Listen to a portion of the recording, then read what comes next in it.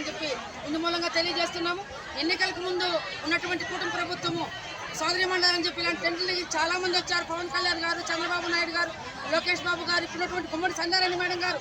ఇప్పుడు ఏమైంది మీ అందరికీ అని మేము అడుగుతున్నాం. మిమ్మల్ని అప్పుడు మాత్రము అందరూ ఓట్లేసి ఈ కుటుంబ ప్రభుత్వాన్ని గెలిపించుకుంటే మాకు న్యాయం చేస్తారు, మా వేతనాలు వేస్తారు, మా కుటుంబాలు బాగుపడతాయని చెప్పి మేము అనుకొని మేము కాకుండా మా కుటుంబంలో 5 మంది 6 మంది దగ్గర మేము ఓట్లేసి కల్పించాం మీకు కుటుంబ ప్రభుత్వాన్ని.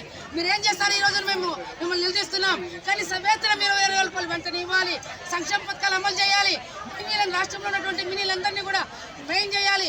చాలా మందిని పెండింగ్ పెట్టారు, ఈ సాధనాలు తప్పులు తడక్క వాళ్ళందరినీ కూడా మెయిన్ చేయాలని చెప్పి మేము కోరుతున్నాము. ఈరోజు అంగన్వాడీలను బలోపేతం చేయాలి, ఈరోజు సర్వీస్ని బట్టి శాలరీస్ ఇవ్వాలి. పక్క రాష్ట్రాల్లో కూడా వాళ్ళు పిఎఫ్, ఈఎస్ఐ, గ్రాట్యుటీ అన్నీ ఇస్తున్నారు. ఈ ఆంధ్రప్రదేశ్లో ఏమి లేవు. పక్క తెలంగాణలో 13,650 ఇస్తున్నారు.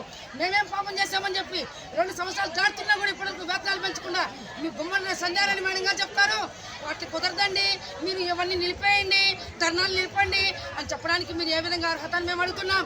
ఒకటే చెప్తున్నాం, మీరు ఒక స్త్రీగా, ఒక మహిళగా మా బాధలు మీరు అర్థం చేసుకోకుండా 11,500 రూపాయలు ఏ విధంగా సరిపోతుంది మా యొక్క కుటుంబాలకి, మా కుటుంబాలు ఏ విధంగా పోషించుకోవాలని చెప్పి మేము డిమాండ్ చేస్తున్నాం. వెంటనే కూడా ఈ యొక్క కుటుంబ ప్రభుత్వము వెంటనే ఈ యొక్క అసెంబ్లీ సమావేశాల లోపల వేతనాలు పెంచకపోతే పెద్ద ఎత్తున పోరాటాలు చేయడానికి 3 సంఘాలు ముందుంటాయని చెప్పి ఈ యొక్క ప్రభుత్వానికి తెలియజేస్తున్నాం. విఆర్జాతి ఏపీ ప్రగతిశీల anganwadi workers and helpers union IFTO మంది రాష్ట్ర ప్రధాన కార్యదర్శి.